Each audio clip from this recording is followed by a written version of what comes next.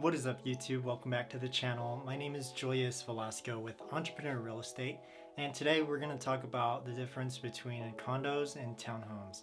I'm pretty sure you're looking through Zillow or whatever third-party app that's out there and you're thinking to yourself, what's the difference?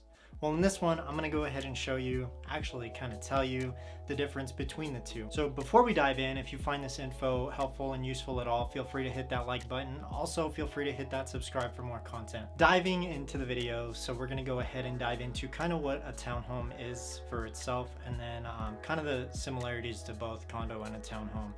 Now, in both of them, you're going to notice that there are shared walls, at least one wall. Now, the main difference is that in a townhome that you do have a shared wall, and that wall has a neighbor that you're connected to, and pretty much depending on the builder and whatnot, it should be pretty thick. So I've heard of some stories where the neighbor next door is playing some Rambo movie and absolutely cannot hear anything. But that can vary from situation to situation, depending on the house and the builder that you get into. Now, a little bit of what a condo is more like you own the airspace within the four walls. This is more common here in Reno.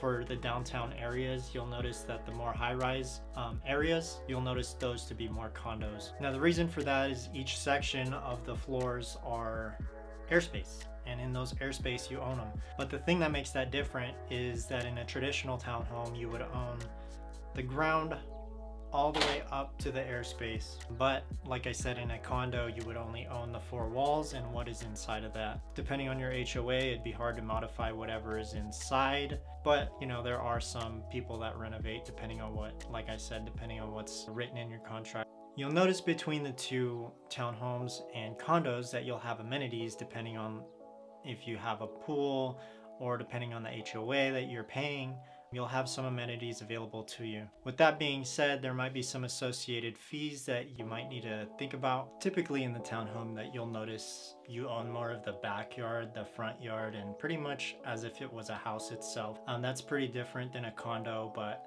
they're priced kind of similar depending on your lifestyle and what you're looking for.